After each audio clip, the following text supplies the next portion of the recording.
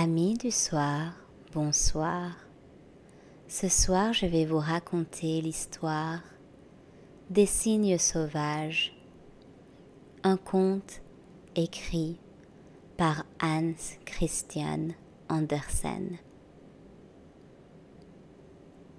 Bien loin d'ici, là où s'envolent les hirondelles quand nous sommes en hiver, habitait un roi qui avait 11 fils et une fille, Élisa.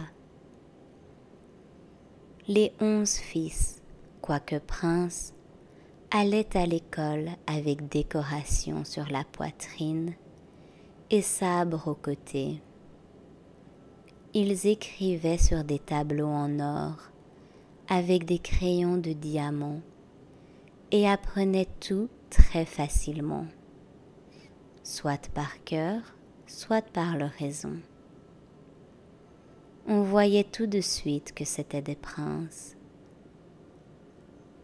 Leur sœur, Élisa, était assise sur un petit tabouret de cristal et avait un livre d'images qui avait coûté la moitié au royaume. Ah, ces enfants étaient très heureux, mais ça ne devait pas durer pour toujours.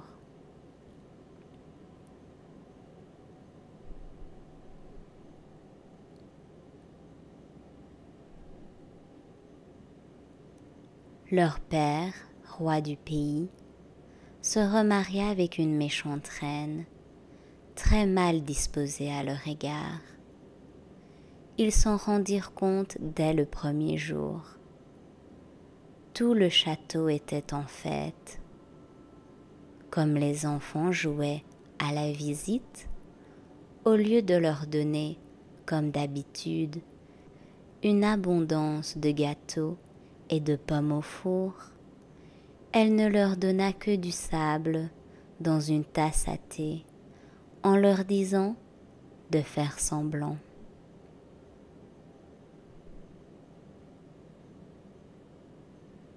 La semaine suivante, elle envoya Élisa à la campagne chez quelques paysans, et elle ne tarda guère à faire accroire au roi tant de mal sur les pauvres princes que sa majesté ne se souciait plus d'eux le moins du monde.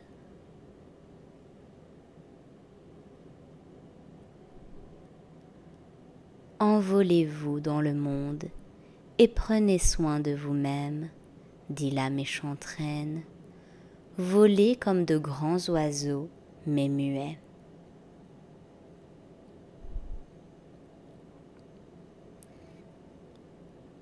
Elle ne put cependant leur jeter un sort aussi affreux qu'elle l'aurait voulu. Ils se transformèrent en 11 superbes cygnes sauvages, et poussant un étrange cri, ils s'envolèrent par les fenêtres du château, vers le parc et la forêt.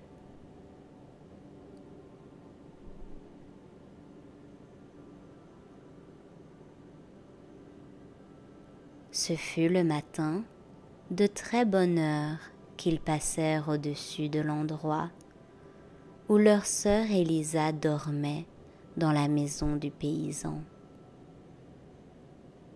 Ils planèrent au-dessus du toit, tournant leurs longs coups de tous côtés, battant des ailes, mais personne ne les vit, ni ne les entendit. Alors, il leur fallut poursuivre très haut, près des nuages, loin dans le vaste monde.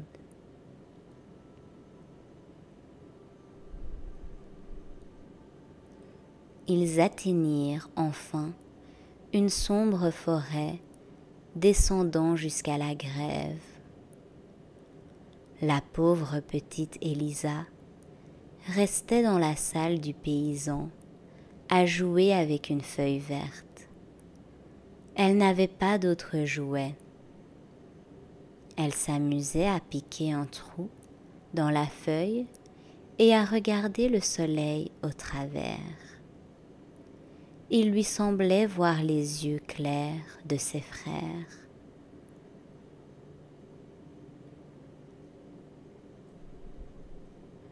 Lorsqu'elle eut 15 ans, elle rentra au château de son père, et quand la méchante reine vit combien elle était belle, elle entra en grande colère et se prit à la haïr. Elle l'aurait volontiers changée en cygne sauvage comme ses frères, mais elle n'osa pas tout d'abord, le roi voulant voir sa fille.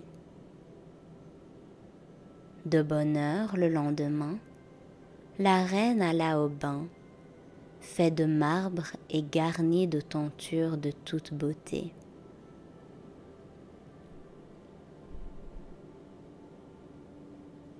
Elle prit 3 crapauds.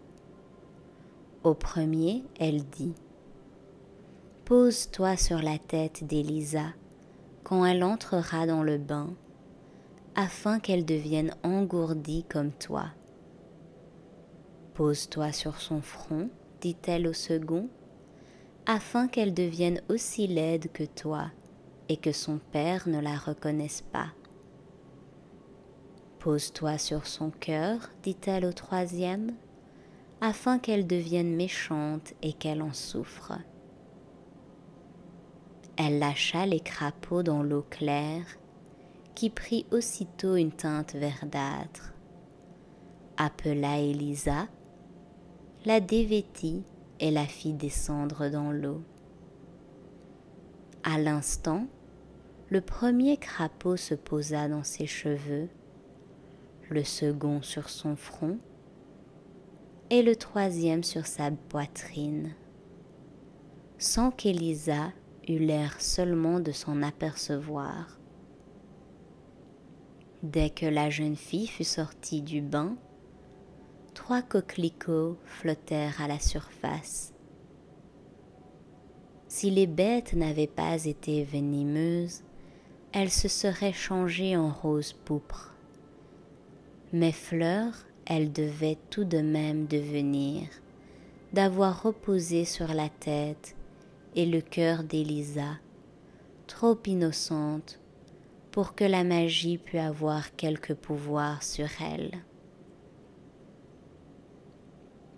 Voyant cela, la méchante reine se mit à la frotter avec du brou de noix, enduisit son joli visage d'une pommade nauséabonde et emmêla si bien ses superbes cheveux qu'il était impossible de reconnaître la belle Élisa. Son père, en la voyant, en fut tout épouvanté et ne voulut croire que c'était là sa fille. Personne ne la reconnut, sauf le chien de garde et les hirondelles. Mais ce sont d'humbles bêtes dont les témoignages n'importent pas. Alors la pauvre Élisa pleura en pensant à ses 11 frères, si loin d'elle. Désespérée, elle se glissa hors du château et marcha tout le jour à travers le champ et les marais de la forêt. Elle ne savait où aller, mais dans sa grande tristesse et son regret de ses frères, qui chassaient comme elle errait, sans doute de par le monde, elle résolut de les chercher, de les trouver. La nuit tomba vite dans la forêt. Elle ne voyait ni chemin ni sentier. Elle s'étendit sur la mousse moelleuse et appuya sa tête sur une souche d'arbre. Toute la nuit, elle rêva de ses frères. Ils jouaient comme dans leur enfance, écrivaient avec des crayons en diamant sur des tableaux d'or et feuilletaient le merveilleux livre d'images qui avait coûté la moitié du royaume. Mais sur les tableaux d'or, ils n'écrivaient pas comme autrefois, seulement des zéros et des traits, mais les hardis exploits accomplis, tout ce qu'ils avaient vu et vécu. Lorsqu'elle s'éveilla, le soleil était haut dans le ciel. Elle ne pouvait le voir car les grands arbres étendaient leurs frondaisons épaisses. Mais ses rayons jouaient là-bas comme une gaze d'or ondulante. Elle entendait un clapotis d'eau. De grandes sources coulaient toutes vers un étang au fond de sable fin. Des buissons épais l'entouraient, mais à un endroit, les cerfs avaient percé une large ouverture par laquelle Élisa put s'approcher de l'eau, si limpide que si le vent n'avait fait remuer les branches et les buissons, elle aurait pu les croire peints seulement au fond de l'eau, tant chaque feuille s'y reflétait clairement.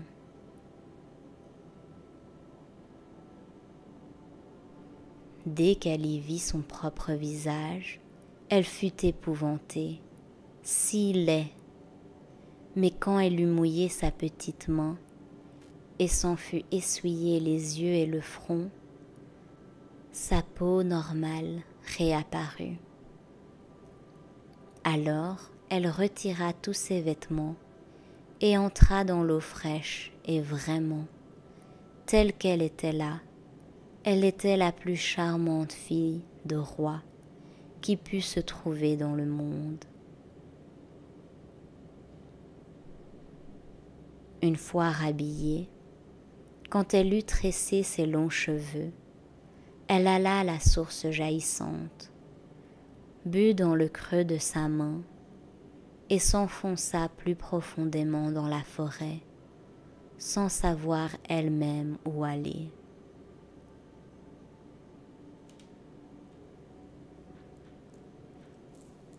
Elle pensait toujours à ses frères. Elle pensait à Dieu, si bon, qui ne l'abandonnerait sûrement pas.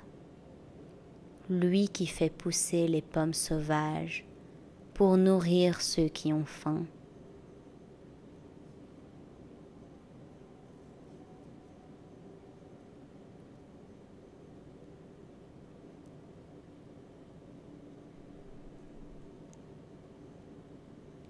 Et justement, il lui fit voir un de ces arbres dont les branches ployaient sous le poids des fruits. Elle en fit son repas, plaça un tuteur pour soutenir les branches et s'enfonça au plus sombre de la forêt. Le silence était si total qu'elle entendait ses propres pas et le craquement de chaque petite feuille sous ses pieds. Nul oiseau était visible. Nul rayon de soleil ne pouvait percer les ramures épaisses, et les grands troncs montaient si serrés, les uns près des autres, qu'en regardant droit devant elle, elle eût pu croire qu'une grille de poutres l'encerclait. Jamais elle n'avait connu pareille solitude. La nuit fut très sombre. Aucun ver luisant n'éclairait la mousse. Elle se coucha pour dormir. Alors, il lui sembla que les frondaisons s'écartaient, que notre Seigneur la regardait d'en haut avec des yeux très tendres, que de petits anges passaient leur tête sous son bras.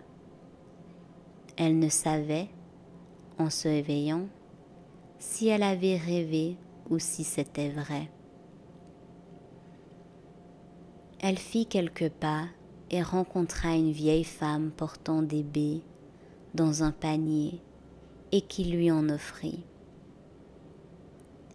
Élisa lui demandait si elle n'avait pas vu 11 princes chevauchant à travers la forêt. Non, dit la femme, mais hier j'ai vu 11 cygnes avec des couronnes d'or sur la tête, nageant sur la rivière tout près d'ici. Elle conduisit Élisa un bout de chemin jusqu'à un talus au pied duquel serpentait la rivière. Les arbres sur ses rives étendaient les unes vers les autres leurs branches touffues. Élisa dit adieu à la vieille femme et marcha le long de la rivière jusqu'à son embouchure sur le rivage. Toute l'immense mer splendide s'étendait devant la jeune fille, mais aucun voilier n'était en vue, ni le moindre bateau. Comment pourrait-elle aller plus loin? Elle considéra les innombrables petits galets sur la grève. L'eau les avait tous polis et arrondis en les roulant. L'eau roule inlassablement, et par elle, ce qui est dur s'adoucit. Moi, je veux être tout aussi inlassable qu'elle. Merci à vous pour cette leçon, vague claire qui roulait. Un jour mon cœur me le dit, vous me porterez jusqu'à mes frères chéris. Sur le varech jeté par la mer, 11 plumes de cygne blanches étaient tombées. Elle en fit un bouquet. Des gouttes d'eau s'y trouvaient, rosée ou larmes, qui eût pu le dire? La plage était déserte, mais Élisa ne sentait pas de solitude, car la mer était éternellement changeante, bien plus différente en quelques heures qu'un lac intérieur en une année. Vers la fin du jour, Élisa vit 11 cygnes sauvages avec des couronnes d'or sur la tête. Ils volaient vers la terre l'un derrière l'autre et formaient un long ruban blanc. Vite, la jeune fille remonta le talus et se cacha derrière un buisson. Les cygnes se posèrent tout près d'elle et battirent de leurs grandes ailes si blanches. Mais à l'instant où le soleil disparut dans les flots, leur plumage de cygne tomba subitement, et elle vit devant elle 11 charmants princes, ses frères. Élisa poussa un grand cri. Ils avaient certes beaucoup changé, mais elle savait que c'était eux. Son cœur lui disait que c'était eux. Elle se jeta dans leurs bras, les appela par leur nom, et ils eurent une immense joie de reconnaître leur petite sœur, devenue une grande et ravissante jeune fille. Ils riaient et pleuraient.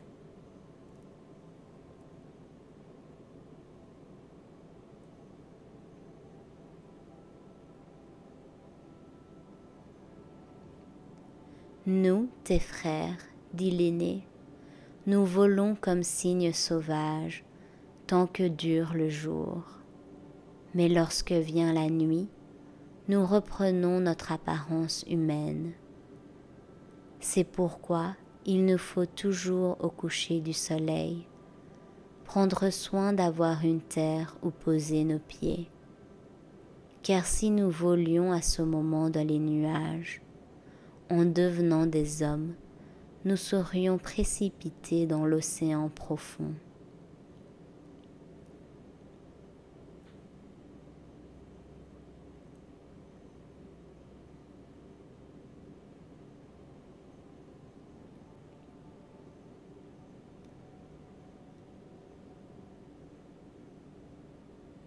Nous n'habitons pas ici. De l'autre côté de l'océan existe un aussi beau pays, mais le chemin pour y aller est fort long. Il nous faut traverser la mer, et il n'y a pas d'île sur le parcours où nous puissions passer la nuit. Un rocher seulement émerge de l'eau, si petit qu'il nous faut nous serrer l'un contre l'autre pour nous y reposer. Et quand la mer est forte, l'eau rejaillit même par-dessus nous, mais nous remercions cependant Dieu pour ce rocher. Nous y passons la nuit sous notre forme humaine. S'il n'était pas là, nous ne pourrions pas revoir notre chère patrie, car il nous faut 2 jours, et les plus longs de l'année, pour faire ce voyage. Une fois par an seulement, il nous est permis de visiter le pays de nos aïeux. Nous pouvons y rester 11 jours. 11 jours pour survoler notre grande forêt et apercevoir de loin notre château natal, où vit notre Père, la haute tour de l'église où repose notre mère.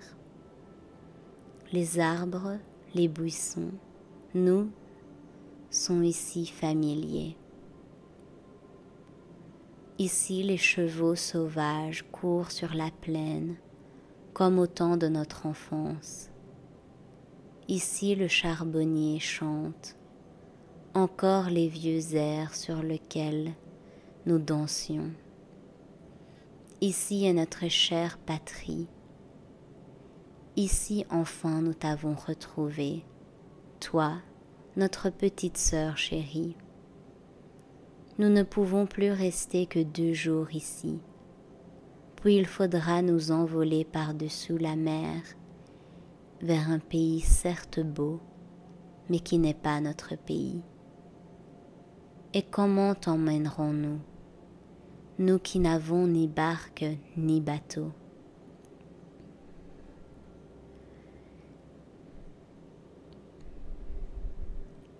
Et comment pourrais-je vous sauver? Demanda leur petite sœur. Ils en parlèrent presque toute la nuit. Élisa s'éveilla au bruissement des ailes de cygne. Les frères de nouveau métamorphosés volaient au-dessus d'elle, puis s'éloignèrent tout à fait. Un seul, le plus jeune, demeura en arrière. Il posa sa tête sur les genoux de la jeune fille, qui caressait ses ailes blanches. Tout le jour, ils restèrent ensemble. Les soirs, les autres étaient de retour. Et une fois le soleil couché, ils avaient repris leur forme réelle. Demain, nous nous envolerons d'ici, pour ne pas revenir de toute une année. Mais nous ne pouvons pas t'abandonner ainsi. As-tu le courage de venir avec nous? Mon bras est assez fort pour te porter à travers le bois.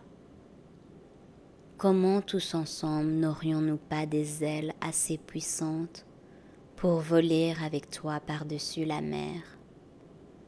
Oui, emmenez-moi, dit Élisa.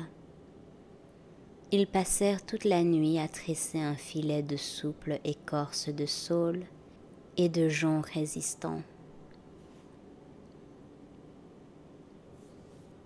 Ce filet devint grand et solide.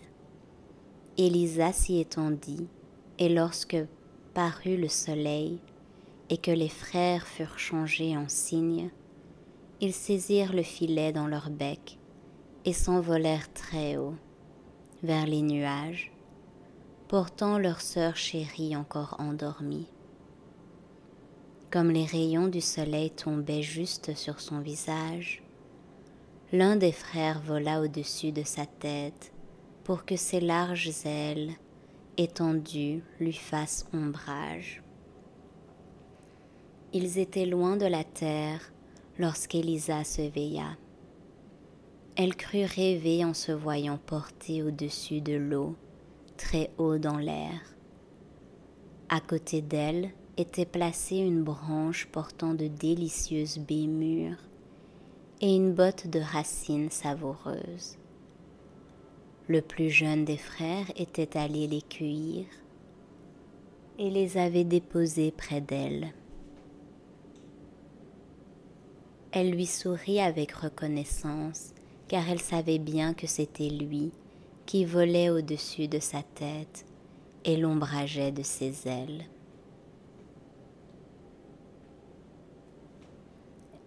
Il volait si haut que le premier voilier apparu au-dessous d'eux semblait une mouette posée sur l'eau.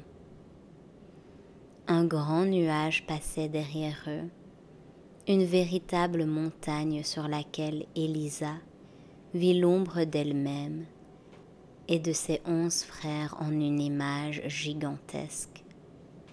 Ils formaient un tableau plus grandiose qu'elle n'en avait jamais vu. Mais à mesure que le soleil montait et que le nuage s'éloignait derrière eux, ces ombres fantastiques s'effaçaient. Tout le jour, ils volèrent comme une flèche sifflant dans l'air, moins vite pourtant que d'habitude, puisqu'ils portaient leur sœur. Un orage se préparait, le soir approchait.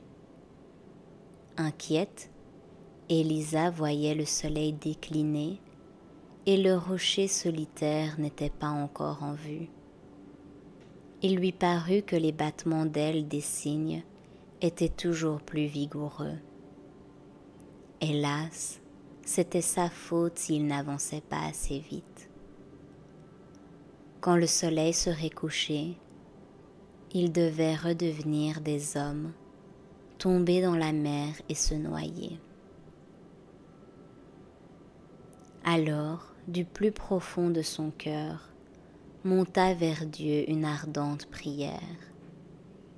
Cependant, elle n'apercevait encore aucun rocher. Les nuages se rapprochaient, des rafales de vent de plus en plus violentes annonçaient la tempête. Les nuages s'amassaient en une seule énorme vague de plomb qui s'avançait menaçante. Le soleil était maintenant tout près de toucher la mer. Le cœur d'Élisa frémit. Les cygnes piquèrent une descente si rapide qu'elle crut tomber, mais très vite ils planèrent de nouveau. Maintenant, le soleil était à moitié sous l'eau. Alors seulement elle aperçut le petit récif au-dessous d'elle, pas plus grand qu'un phoque qui sortirait la tête de l'eau. Le soleil s'enfonçait si vite, il n'était plus qu'une étoile. Alors, elle toucha du pied le sol ferme, et le soleil s'éteignit comme la dernière étincelle d'un papier qui brûle. Coude contre coude, ses frères se tenaient debout autour d'elle, mais il n'y avait de place que pour eux et pour elle. La mer battait le récif, jaillissait et retombait sur eux en cascade. Le ciel brûlait d'éclairs, toujours recommencés, et le tonnerre roulait ses coups répétés. Alors, la sœur et les frères, se tenant par la main, chantèrent une cantique où ils retrouvèrent courage. À l'aube, l'air était pur et calme. Aussitôt le soleil levé, les cygnes s'envolèrent avec Élisa. La mer était encore forte, et lorsqu'ils furent très haut dans l'air, l'écume blanche sur les flots d'un vert sombre semblait des millions de cygnes nageant.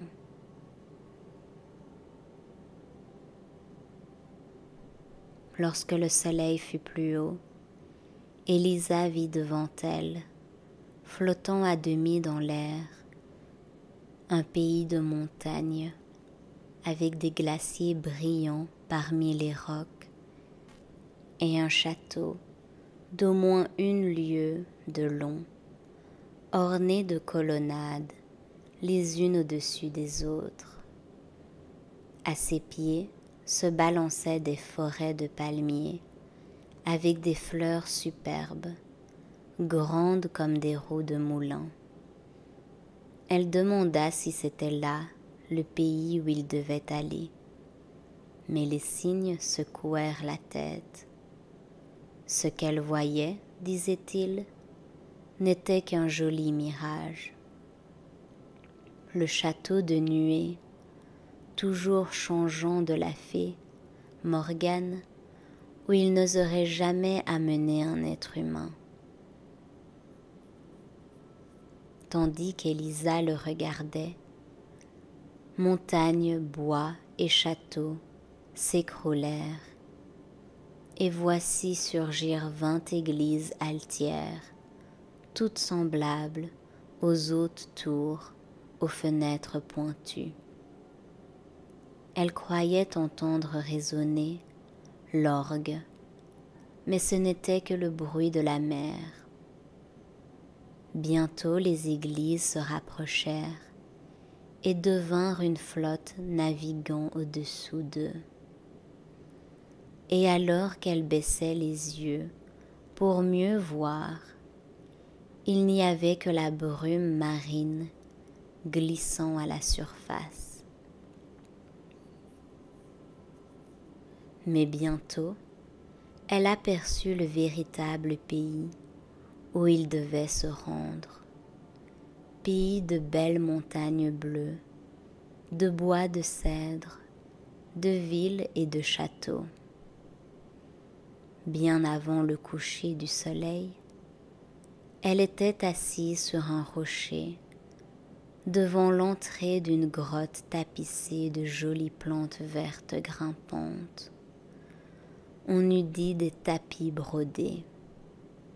« Nous allons bien voir ce que tu vas rêver cette nuit, » dit le plus jeune des frères en lui montrant sa chambre. « Si seulement je pouvais rêver comment vous aider, » répondit-elle. Et cette pensée la préoccupait si fort. Elle suppliait si instamment Dieu de l'aider que même endormie, elle poursuivit sa prière.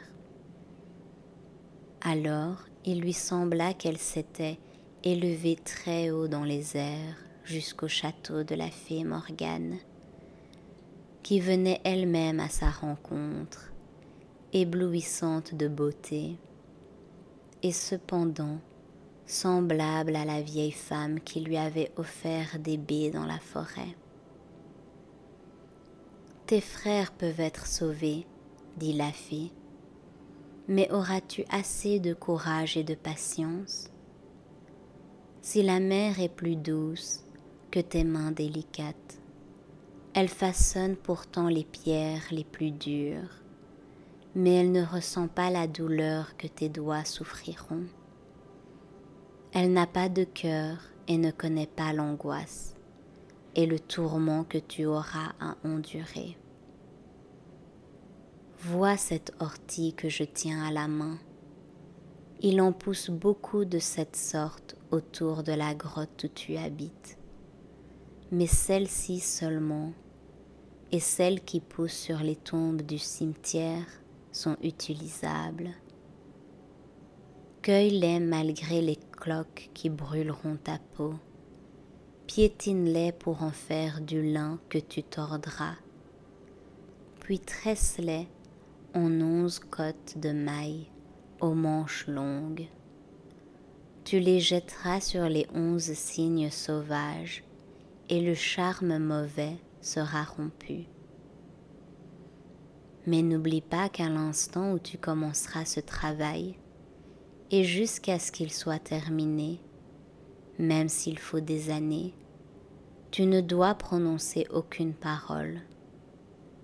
Le premier mot que tu diras, comme un poignard meurtrier, frappera le cœur de tes frères. De ta langue dépend leur vie. N'oublie pas. La fée effleura de l'ortie la main d'Élisa, et la brûlure l'éveilla. Il faisait grand jour, et tout près de l'endroit où elle avait dormi, il y avait une ortie pareille à celle de son rêve.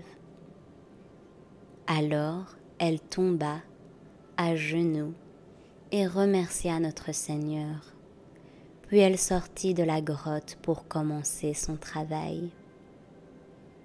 De ses mains délicates, elle arrachait les orties qui brûlaient comme du feu, formant de grosses cloques douloureuses sur ses mains et ses bras.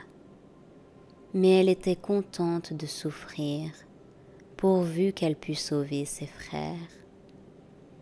Elle foula chaque ortie avec ses pieds nus et tordit le lin vert. Au coucher du soleil, les frères rentrèrent. Ils s'effrayèrent de la trouver muette, craignant un autre mauvais sort jeté par la méchante belle-mère. Mais voyant ses mains, ils se rendirent compte de ce qu'elle faisait pour eux. Le plus jeune des frères se prit à pleurer, et là où tombaient ses larmes, Élisa ne sentait plus de douleur. Les cloques brûlantes s'effaçaient.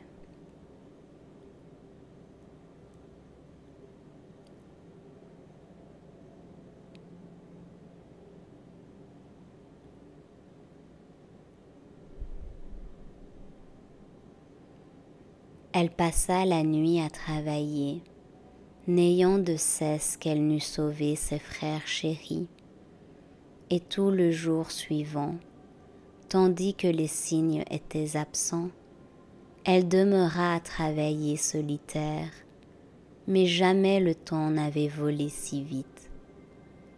Une cotte de mailles était déjà terminée, elle commençait la seconde. Alors, un cor de chasse sonna dans les montagnes. Elle en fut tout inquiète. Le bruit se rapprochait. Elle entendait les abois des chiens.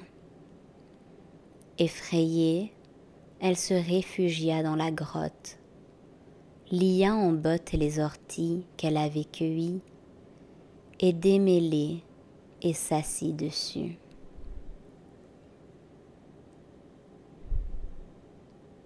À ce moment, un grand chien bondit hors du hallier, suivi d'un autre et d'un autre encore. Ils aboyaient très fort, couraient de tous les côtés. Au bout de quelques minutes, tous les chasseurs étaient là, devant la grotte, et le plus beau d'entre eux, le roi du pays, s'avança vers Élisa. Jamais il n'avait vu de fille plus belle. « Comment es-tu venue ici, adorable enfant ?» s'écria-t-il. Élisa secoua la tête. Elle n'osait parler. Le salut et la vie de ses frères en dépendaient. Elle cachait ses jolies mains sous son tablier pour que le roi ne vît pas sa souffrance. « Viens avec moi, dit le roi, ne reste pas ici. Si tu es aussi bonne que belle, je te vêtirai de soie et de velours, je mettrai une couronne d'or sur ta tête, et tu habiteras le plus riche de mes palais. » Il la souleva et la plaça sur son cheval. Mais elle pleurait et se tordait les mains. Alors le roi lui dit : « Je ne veux que ton bonheur. Un jour tu me remercieras. » Et il s'élança à travers les montagnes, la tenant devant lui sur son cheval, et suivi au galop par les autres chasseurs. Au soleil couchant, la magnifique ville royale avec ses églises et ses coupoles, s'étalait devant eux. Le roi conduisit la jeune fille dans le palais, où les jets d'eau jaillissaient dans les salles de marbre, où les murs et les plafonds rutilaient de peinture, mais elle n'avait pas d'yeux pour ces merveilles. Elle pleurait et se désolait. Indifférente, elle laissa les femmes la parer de vêtements royaux, tresser ses cheveux et passer des gants très fins sur ses doigts brûlés. Alors, dans ses superbes atours, elle était si resplendissante de beauté que toute la cour s'inclina profondément devant elle et que le roi l'élut pour sa fiancée. Malgré l'archevêque qui hochait la tête et murmurait que cette belle fille des bois ne pouvait être qu'une sorcière qui séduisait le cœur du roi, le roi ne voulait rien entendre. Il commanda la musique et les mets les plus rares. Les filles les plus ravissantes dansèrent pour elle. On la conduisit à travers des jardins embaumés dans des salons superbes, mais pas le moindre sourire ne lui venait aux lèvres ni aux yeux. La douleur seule semblait y régner pour l'éternité. Le roi ouvrit alors la porte d'une petite pièce attenante à celle où elle devait dormir, qui était ornée de riches tapisseries vertes, rappelant tout à fait la grotte où elle avait habité. La botte de lin qu'elle avait filée avec les orties était là sur le parquet, et au plafond pendait la cotte de mailles déjà terminée. Un des chasseurs avait emporté tout ceci comme curiosité.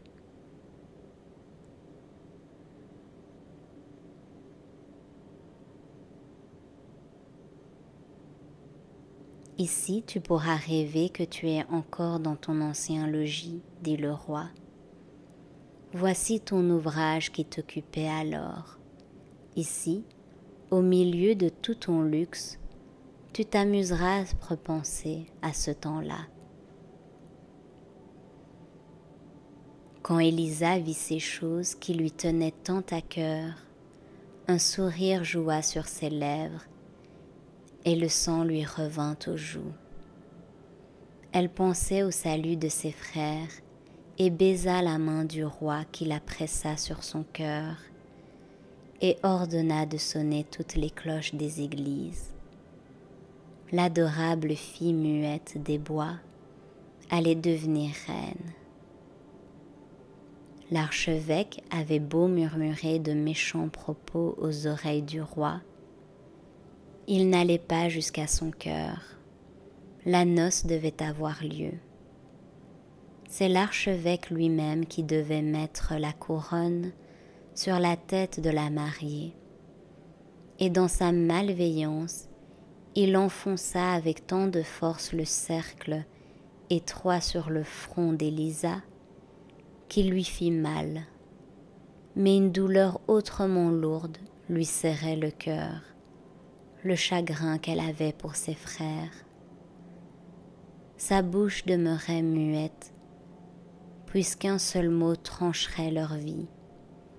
Mais ses yeux exprimaient un amour profond pour ce roi si bon et si beau, qui ordonnait tout pour son plaisir. Jour après jour, elle s'attachait à lui davantage. Oh, si elle osait seulement se confier à lui dire sa souffrance. Mais non, il lui fallait être muette. Muette, elle devait achever son ouvrage. Aussi se glissait-elle la nuit hors de leur lit pour aller dans la petite chambre décorée comme la grotte. Et là, elle tricotait une cotte de mailles après l'autre. Quand elle fut à la 7e, il ne lui restait plus de lin. Elle savait que les orties qu'il lui fallait employer poussaient au cimetière, mais elle devait les cueillir elle-même. Comment pourrait-elle sortir? Oh, qu'est-ce que la souffrance à mes doigts, à côté du tourment de mon cœur, pensait-elle.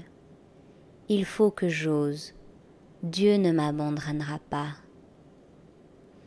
Le cœur battant, comme si elle commettait une mauvaise action, elle sortit dans la nuit éclairée par la lune, descendit au jardin, suivit les longues allées et les rues désertes jusqu'au cimetière. Là, elle vit sur une des plus larges pierres tombales un groupe de hideuses sorcières. Élisa était obligée de passer à côté d'elle, et elle la fixait de leurs yeux mauvais.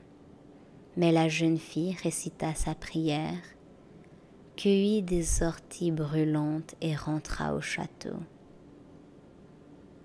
Une seule personne l'avait vue, l'archevêque resté debout tandis que les autres dormaient. Ainsi, il avait donc eu raison dans ses soupçons, malveillantes sur la reine.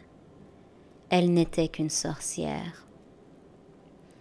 Dans le secret du confessionnal, il dit au roi ce qu'il avait vu, ce qu'il craignait, et quand ces paroles si dures sortirent de sa bouche, les seins de bois sculptés secouaient la tête, comme s'il voulait dire que ce n'était pas vrai, qu'Élisa était innocente.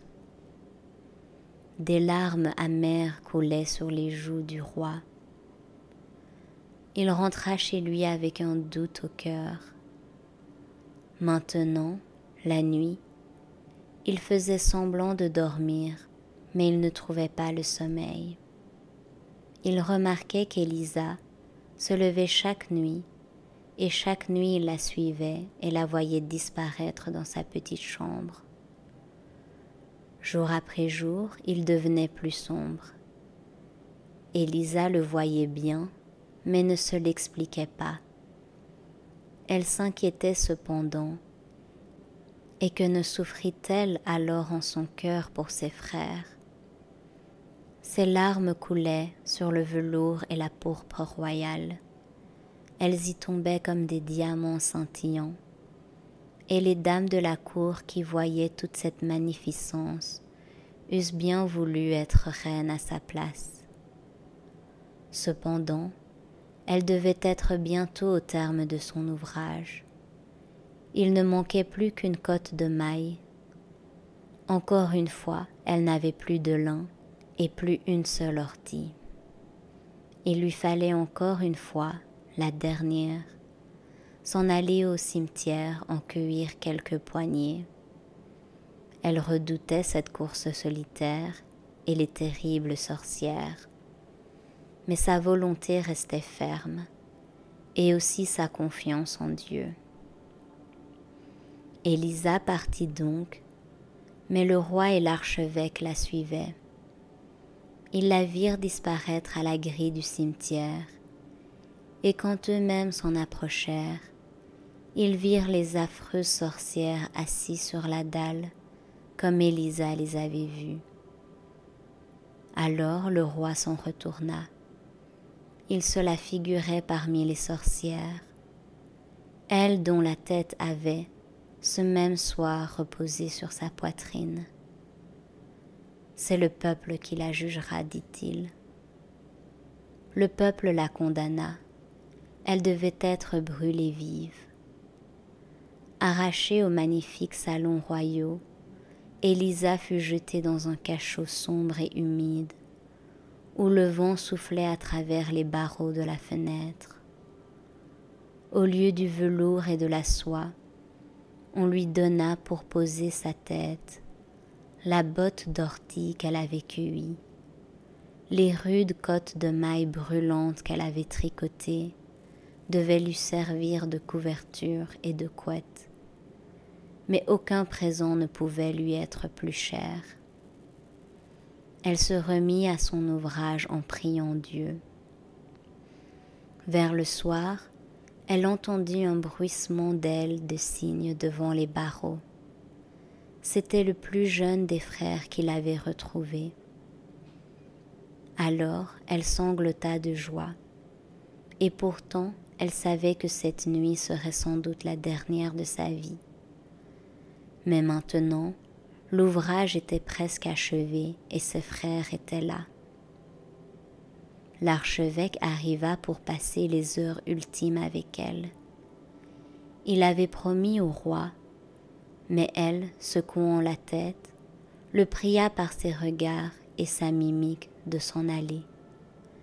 Cette nuit même, il fallait que son travail fût terminé. Sinon tout aurait été inutile. Sa douleur, ses larmes et ses nuits sans sommeil. L'archevêque la quitta sur quelques méchantes paroles, mais continua sa besogne. Les petites souris couraient sur le plancher et traînaient des orties jusqu'à ses pieds afin de l'aider de leur mieux. Et une merle se posa devant la fenêtre et siffla toute la nuit pour qu'elle ne perdît pas de courage. Ce n'était pas encore l'aube. Le soleil ne se lèverait qu'une heure plus tard, quand les 11 frères se présentèrent au portail du château. Ils demandaient qu'on les mène auprès du souverain, mais on leur répondit que c'était tout à fait impossible. Sa Majesté dormait, et nul n'eût osé le réveiller. Ils supplièrent, ils menacèrent, jusqu'à ce que la garde parût, et le roi lui-même. À cet instant, le soleil se leva, plus de frères, mais au-dessus du palais, 11 cygnes volaient à tire d'ailes. Maintenant, la foule se pressait aux portes de la ville. Tout le peuple voulait voir brûler la sorcière. Une vieille Haridelle traînait la charrette où l'on avait assise la princesse. On l'avait vêtue d'une blouse de grosse toile à sac. Ses admirables cheveux tombaient autour de son visage d'une mortelle pâleur. Ses lèvres remuaient doucement, tandis que ses doigts tordaient le lin vert. Mais sur le chemin de la mort, elle n'abandonnerait pas l'œuvre commencée. 10 cottes de mailles étaient posées à ses pieds. Elle tricotait la 11e. Voyez la sorcière, qu'est-ce qu'elle marmonne. Elle n'a bien sûr pas de livre de psaumes dans les mains, mais bien toutes ses sorcelleries. Arrachez-lui ça, mettez tout en pièces. Il se ruait et pressait pour l'atteindre, mais voici venir par les airs 11 cygnes blancs. Ils se posèrent autour d'elle dans la charrette, en battant de leurs larges ailes. La foule épouvantée recula. « C'est un avertissement du ciel, elle est innocente, murmurait-on tout bas. Pourtant, personne n'osait dire tout ça à haute voix. Déjà, le bourreau saisit sa main. Alors, en toute hâte, elle jeta les 11 cottes de mailles sur les cygnes, et à leur place parurent 11 princes délicieux. Le plus jeune avait une aile de cygne à la place d'un de ses bras, car il manquait encore une manche à la dernière tunique qu'elle n'avait pu terminer. « Maintenant j'ose parler, s'écria-t-elle, je suis innocente. » Et le peuple ayant vu le miracle, s'inclina devant elle comme devant une sainte.